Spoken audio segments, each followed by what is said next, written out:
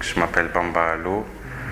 Je suis donc entrepreneur depuis 3 ans, voire 4 ans, sur différentes activités. J'ai commencé dans le centre d'appel, puis maintenant dans la logistique.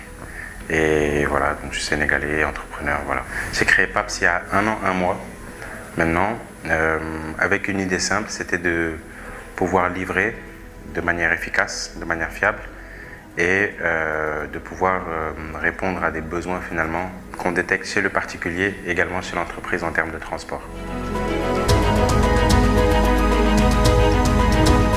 Pour ma part, je connais donc certaines parties d'Afrique, mais celle que je connais le mieux en tout cas dans l'entrepreneuriat et de manière professionnelle, c'est le Sénégal.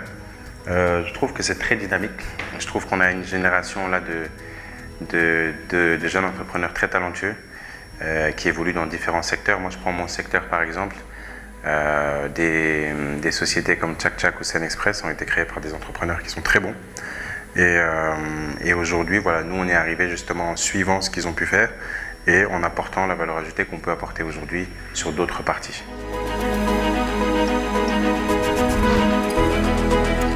Bon, je sais, c'est une question difficile quand même. Je sais pas, je pense que ça dépend du secteur d'activité en fait. Je pense qu'il y a l'expertise déjà, selon le métier qu'on pratique. Je pense qu'un informaticien doit être, un entrepreneur informaticien doit déjà être un très bon informaticien selon moi. Et ensuite, il y a les opportunités qui nous façonnent. C'est-à-dire que pour être un bon entrepreneur, je pense qu'il faut faire beaucoup d'erreurs et apprendre de ces erreurs-là. Et ces erreurs-là, elles arrivent en fonction finalement de ce qu'on a pratiqué. Donc je pense qu'un bon entrepreneur, ça se définit en fonction de ce qu'il fait réellement. Donc l'action, pour moi, ça définit un bon entrepreneur.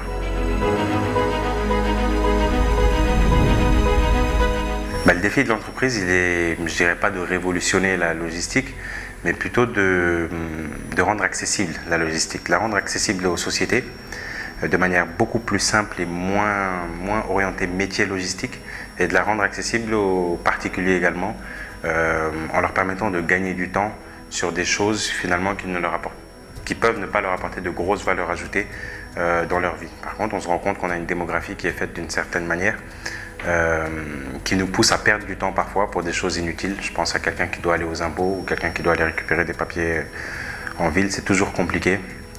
Pareil pour les banques. Donc je pense que le principal défi, il est de rentrer dans le quotidien des gens et de pouvoir y répondre de manière efficace. Donc PAPS, donc le cœur d'activité, c'est de la livraison. Donc la livraison en zone urbaine. Et autour de ça, on a essayé de développer différents canaux de prise de commande, mais également différents services. Donc aujourd'hui, on a développé une application mobile, un site internet, et on a mis en place un service client en interne qui nous permet de récupérer toutes ces commandes-là. Donc ce qu'on propose aux gens, ce qu'on leur vend finalement, c'est du gain de temps. On réussit quasiment toujours à leur faire gagner du temps. Parfois, il y a des aléas qui font qu'effectivement, on peut avoir si vous voulez, des difficultés à répondre à certaines demandes. Mais sinon, de manière générale, c'est ça, on vend du temps.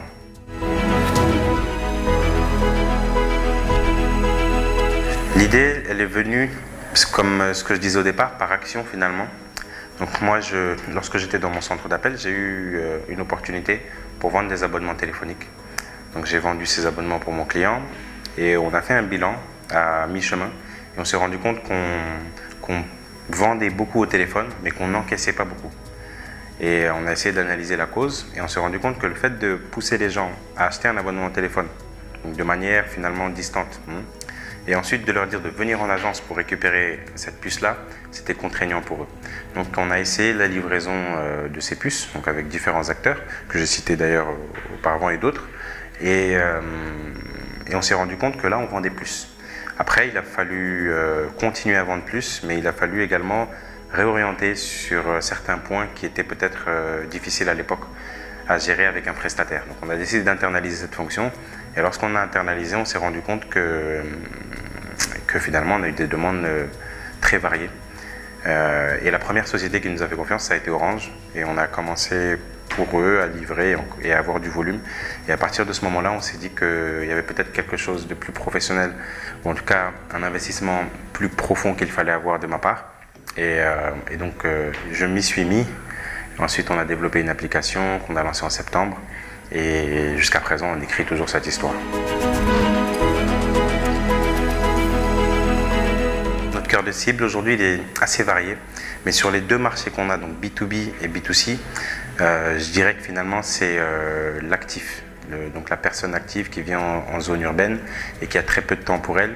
Et de l'autre côté, finalement, dans les entreprises, notre point de contact, la plupart du temps, ce sont les responsables du courrier, de la logistique, avec lesquels on travaille, ou les directeurs généraux directement. Bon, elle est très spontanée, notre communication. On profite finalement de notre taille et de notre moyenne d'âge pour pouvoir faire des choses qui nous ressemblent. Donc on essaie de communiquer beaucoup sur les réseaux sociaux. On essaie de communiquer de manière directe également, en faisant des actions commerciales fortes, comme de la prospection téléphonique, ou comme des actions de street marketing ou terrain, avec un but très simple en fait, c'est que le prospect en tout cas puisse nous donner l'opportunité de lui présenter plus amplement ce qu'on fait, ce qu'on propose. À partir du moment où on présente ce qu'on fait et qu'on réussit à rentrer dans le détail, d'habitude les gens sont à l'écoute et puis ils décident voilà, d'utiliser.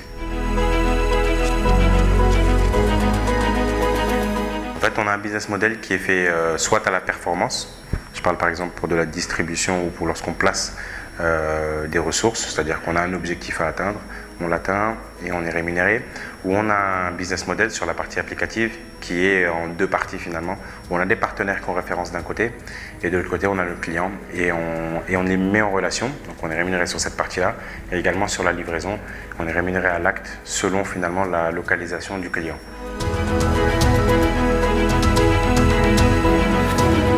Je dirais qu'ils sont liés au temps en fait, hein. Pareil, au temps. En fait, on a des ressources limitées en interne et donc il y a certains sujets qu'on n'arrive peut-être pas forcément à traiter au bon moment ou qu'on ne traite pas tout simplement parfois et ça c'est un petit peu dommage. Ça peut être des offres à mettre en place, des bonnes idées qu'on n'arrive pas à mettre en place. Donc je pense que le principal besoin, il serait peut-être en termes de ressources humaines. Après, un autre point en termes de besoins, il est dans les partenariats en fait, les partenariats forts qu'on peut avoir avec des sociétés. On essaie de plus en plus de développer également la partie entreprise. On a commencé avec les particuliers, on continue et on essaie de faire le maximum pour consolider encore cette partie-là. Mais là, on est arrivé à une étape où on se rend compte qu'effectivement, il y a un potentiel au niveau des sociétés qui n'est pas adressé. Et on essaye au maximum de se rapprocher d'elles pour leur présenter ce qu'on peut faire.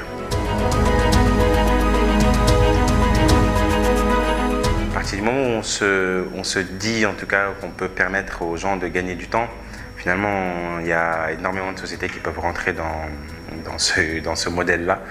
Mais en direct sur la logistique, oui, on a des concurrents, on a beaucoup de concurrents.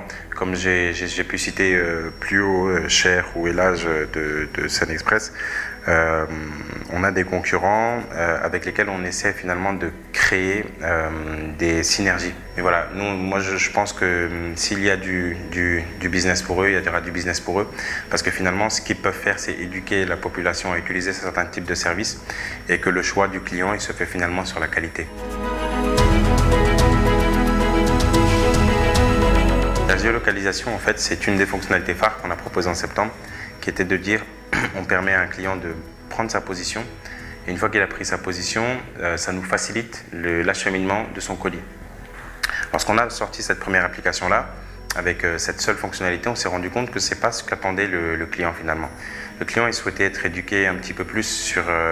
pas éduqué, je dirais, parce qu'il l'utilisait déjà, mais plutôt accompagné un petit peu plus sur des sujets précis.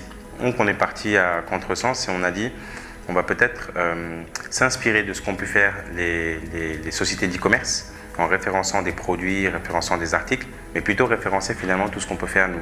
Donc référencer le service qu'on propose et y ajouter des partenaires. Donc on a référencé ça et là justement ça a été un petit peu plus clair pour nos clients et ils ont pu plus facilement répondre. Aujourd'hui on en est dans une phase dans la société où on a décidé de relancer une phase de développement en interne pour pouvoir améliorer encore plus certaines fonctionnalités comme la géolocalisation.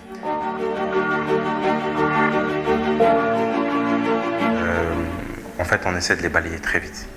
C'est-à-dire qu'on essaie très vite de les balayer. Quand je vous parlais tout à l'heure du redéveloppement de l'application rapide pour rajouter des catégories, ça a été très simple. On s'est rendu compte qu'on a fait une application avec une fonctionnalité qui nous semblait la plus importante. On s'est rendu compte que ce n'était pas la plus importante. Directement, on a balayé. Pareil pour le cycle de développement qu'on est en train de faire aujourd'hui.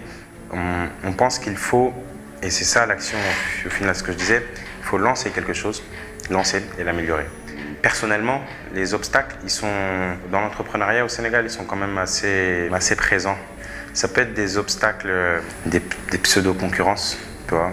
Ça existe en fait, mais voilà, ça peut être un concurrent qui t'envoie un de ses éléments en interne, voilà, pour essayer d'avoir un petit peu d'informations sur toi.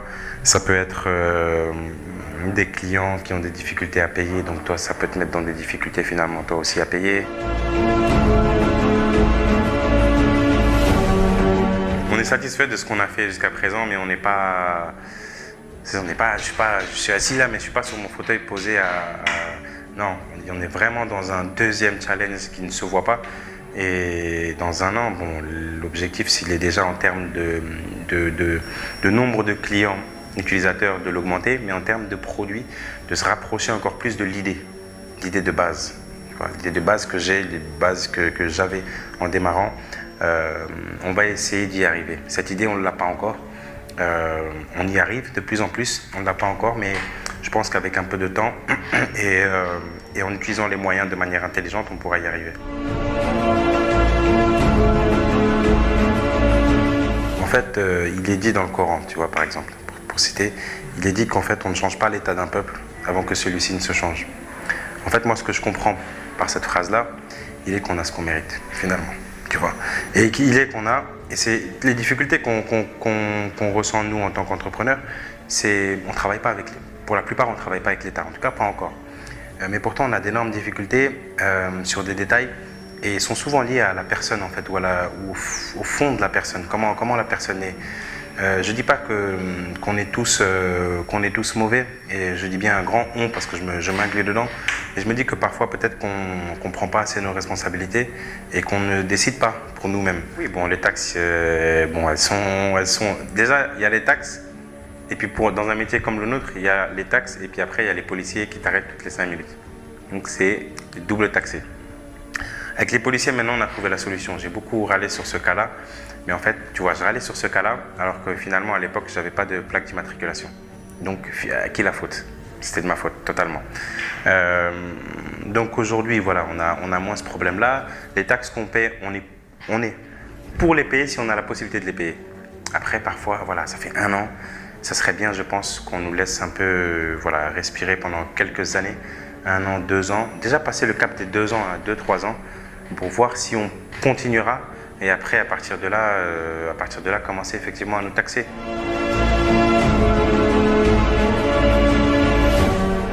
Je pense que c'est le courage. Je suis quelqu'un de courageux qui, lorsque je me fixe lorsque je veux quelque chose, en fait, j'essaye de... En fait, je dors pas. Je veux y arriver. Et ça devient... C'est passionnel, quoi. Je pense que c'est ça. Après, il y a aussi le fait de pouvoir faire quelque chose que j'aime bien. Il faut faire quelque chose qu'on aime, en fait. Hein. Je pense que je suis bien entouré, également. Ma femme m'aide beaucoup. Mes amis également, ma famille, voilà, ils me soutiennent beaucoup. Je pense que ça n'a pas de prix. Et puis après, les entrepreneurs que je côtoie également, Mafal, Lo, si vous connaissez peut-être de Firefly Media, voilà, ça c'est des gens avec lesquels je discute. De vraiment essayer de trouver quelque chose qui nous passionne. C'est vraiment que ça nous passionne. D'essayer d'être excellent dans ça, dans ce qui nous passionne, vraiment d'être excellent. Et ensuite, de réfléchir à l'argent, en fait, parce qu'ils le trouveront. Voilà. Vraiment de pouvoir réfléchir à l'argent en dernier lieu, mais de faire quelque chose qui les passionne, mais de le faire. Vraiment de commencer, d'y aller à 100%.